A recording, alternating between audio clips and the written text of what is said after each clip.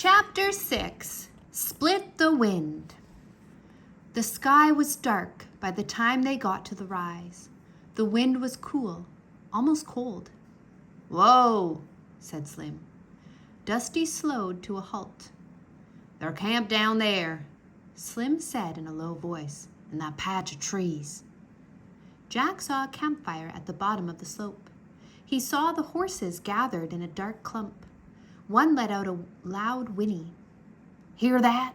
said Slim. "The mare. She senses sunset is nearby." The mare whinnied again.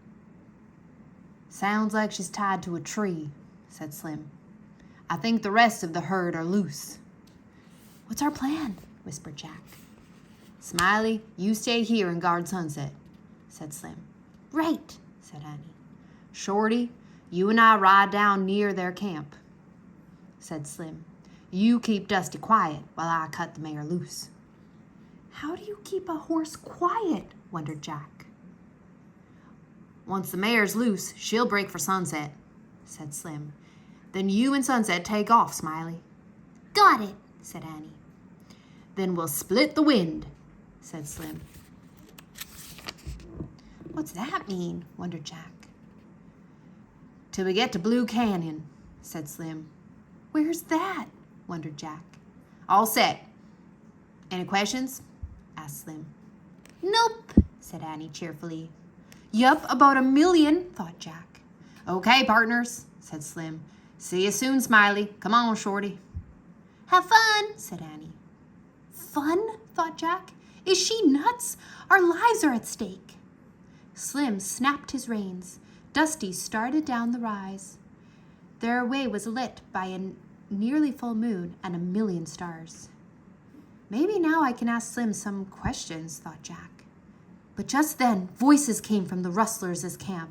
They were mean voices, followed by mean laughter. A chill went through Jack. Dusty halted. "This is far enough," whispered Slim. He slipped off of Dusty. "Keep him here," Slim whispered to Jack, "and keep him quiet." "Wait," whispered Jack. He needed more information, but Slim was gone. Jack gripped the reins and held his breath. He hoped Dusty wouldn't do anything. For a moment, Dusty was still, but then he snorted and began walking. "Oh no," thought Jack. He tried to think of the rules on how to treat a horse. He remembered a soft hand, a firm voice. He patted Dusty softly. "Whoa," he said firmly. To his surprise, Dusty froze and was quiet. Jack remembered another rule, a sunny attitude. He patted Dusty again. "Don't worry," he whispered. "Everything's going to be fine."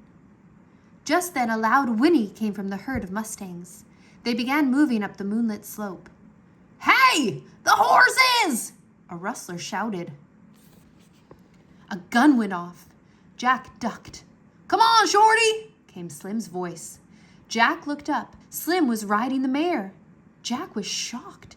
He had thought that Slim was coming back to ride Dusty. Instead, Slim rode right past him. As he got close to Annie, she took off on Sunset. The mare galloped after Sunset, and the band of mustangs galloped after the mare. Bang! Bang! Jack snapped the reins. "Go, Dusty!" he said. Dusty leaped after the mustangs. Jack nearly fell off. He climbed in the other. Bang! Bang! The rustlers were on their horses now. They were getting closer. "Hurry!" Jack cried.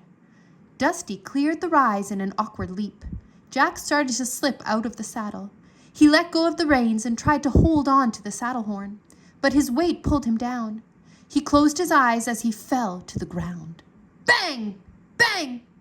"Oh man," thought Jack. "This is the end." He opened his eyes. Dusty was looking at him. Jack scrambled up and tried to climb back into the saddle. It was hard without Slim's help. As Jack struggled, he heard shouts from the rustlers. Their horses gave high-pitched neighs. Jack looked back. A shimmering white figure was moving across the top of the rise. The rustlers' horses were panicking and backing away. Jack didn't have time to think about what he was seeing. He knew it might be his only chance to escape. Using all his strength, he pulled himself into the saddle. "Go, Dusty, go!" he shouted. Dusty took off at full gallop over the prairie. Jack held on for dear life as they split the wind.